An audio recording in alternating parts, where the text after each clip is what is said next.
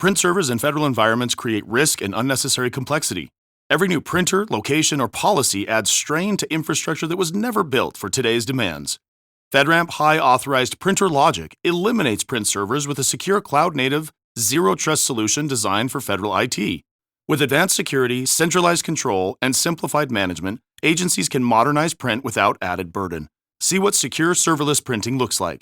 Visit Vasion.com to learn more. Federal Drive is presented by GEHA, Government Employees Health Association, proudly providing health and dental benefits to federal employees and their families. Visit GEHA.com. Artificial intelligence can help lawyers research and draft legal filings.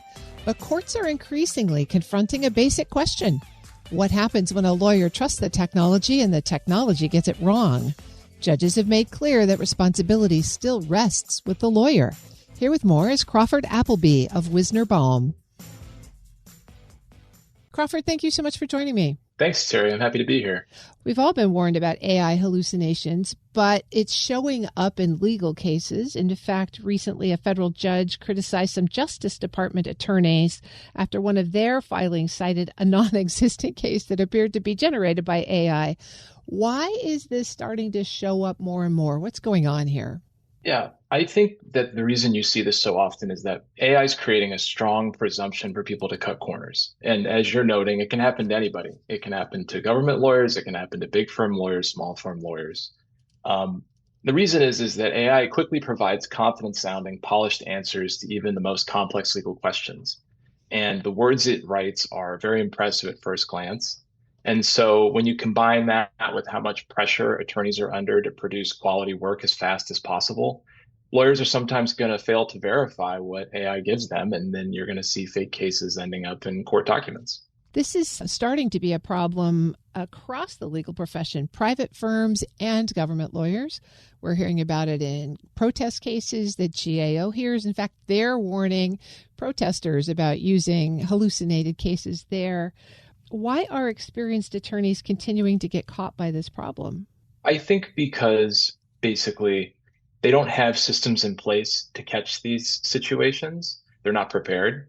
And I think part of it also is the failure to understand what the technology is. Now, if you haven't used AI before, or if you're unfamiliar with what it is exactly, it can appear like magic to you. If you're going online, you just start having a conversation and it's giving you information. But I think it's important for any attorney who's using AI in their practice to understand the technology, at least at a basic level.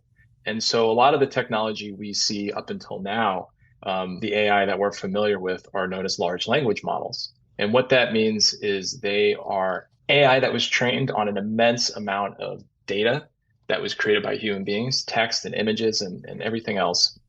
And what it's designed to do is essentially guess what the next word in a sentence would be if it was written by a person. It's not necessarily designed to be accurate. And that's why you see it making up case law. It has a gap in its data. If you ask it a question and it doesn't know the answer, oftentimes it will try to invent that answer because it's trying to guess what the next words would be.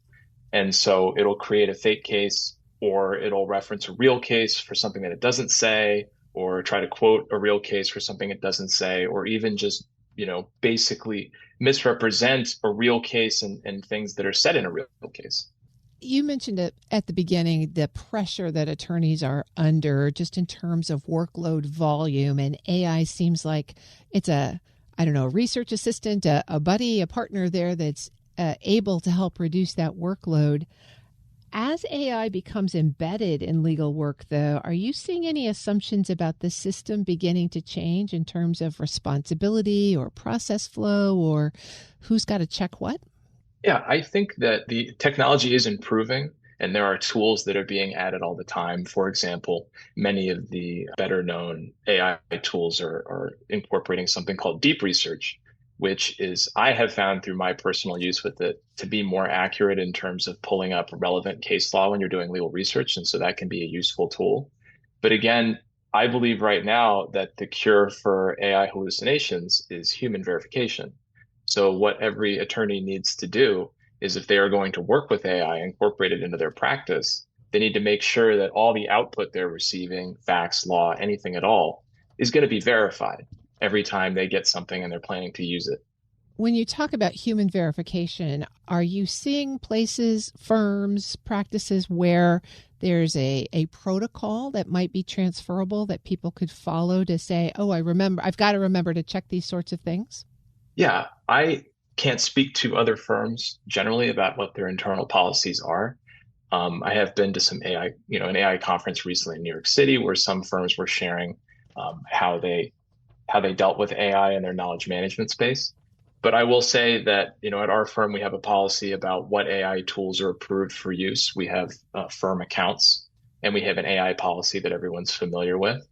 And so essentially what I like to say about it is this, it sounds counterintuitive. If someone says, oh, well, if AI is going to produce something for me that I can't trust, then what's the point in using it? I'm not saving any time. Well, the truth is that if it were to take you 30 minutes to write a paragraph for some legal document and AI can produce something similar in a couple of minutes, well, how long is it going to take you to verify all the law and facts in that paragraph? Maybe 5-10 minutes, right? If you're familiar with the case, you know what you're doing. You just saved yourself 20 minutes. So the real good use of AI at the moment in law practice is a long game. It's about shaving minutes off an hour, hours off a day, hours off a week. Crawford Appleby is a partner at Wisner Baum. Crawford, do you think the trend here is that we rolled out these new tools? Nobody was quite sure what they were going to generate. We saw a lot of these hallucinations. People have been warned now. Are you starting to see a return to normalcy here as people get into the verification habit? I hope so. I don't know if we're seeing any less often hallucinated cases showing up as we see it in that database that's available online. It's over 1,800 at the moment in terms of what's been caught and what's been noted. I'm sure there's a fair amount of situations that have not been caught or noted, which actually is more frightening to me because they could end up in a court order if the court's not catching them and no one else is. And so that's, an increased danger. But I'm hoping that folks will start to really accept verification and really start to understand the technology so that this will start to decrease and not increase. You mentioned the courts. Perhaps the thinking has been along these lines is like, well, if a lawyer makes a mistake in filing a case, at least the courts will catch it. Do the courts have that capacity? Can they be a reliable backstop here?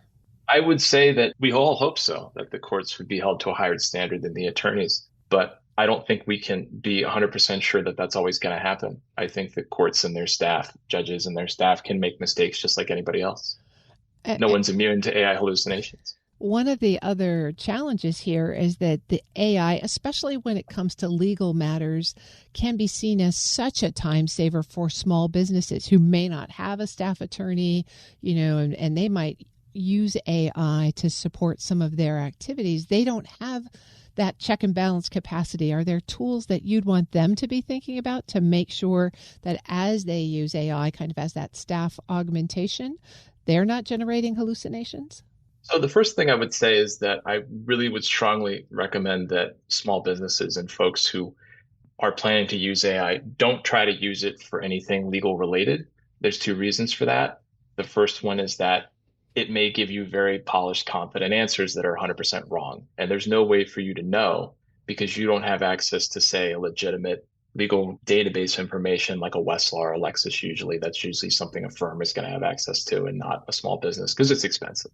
The other reason is that folks don't realize that when they are having a conversation with AI and it's about law, and if they were having that conversation with an attorney, that would be covered by the attorney-client privilege and it would be confidential.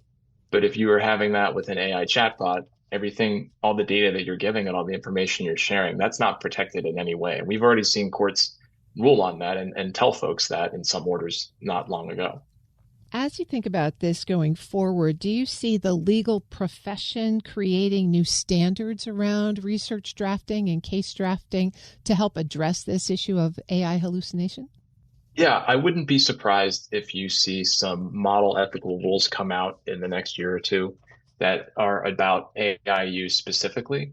There's already a duty of competency that attorneys are subject to that covers technology, but I think that this is a special thing that's happening. And in fact, you're already seeing courts issue what are called local rules, which means in my courtroom, this is how it goes. Judges have a certain amount of leeway to do that. And they're issuing their own AI rules where they, for example, ask attorneys to verify whether or not they've used AI in drafting documents, whether or not they've verified what's in their legal documents if they have used AI. You may even see some situations where judges might try to ban AI. But I think the problem with that, and this goes for law firms as well, is that when you try to ban something that's inevitable, you're just going to drive it underground. And at that point, you're going to lose the ability to supervise and regulate something that really does need to be supervised and regulated highly.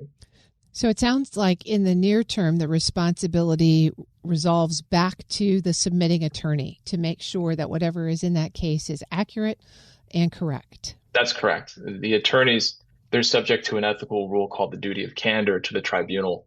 And essentially what that means is you can't make things up that you tell the court. And that goes for facts and that goes for law as well. And so in some of the orders that you've seen with attorneys being, getting in trouble with the court for filing fake cases and information, that's been brought up as being violated in that situation. And so every time you file something, whether it's with the court at the federal or the state level, you're going to be subject to that duty. In federal court, you could be subject to Rule 11 sanctions for making something up. And so there's risk there. Crawford Appleby is a partner at Wisner Baum. Crawford, I really appreciate you walking through this with us today and raising our level of awareness. Thank you so much for having me. It was fun to be on. We'll post this interview at federalnewsnetwork.com/Federal Drive. Subscribe to the Federal Drive wherever you get your podcasts.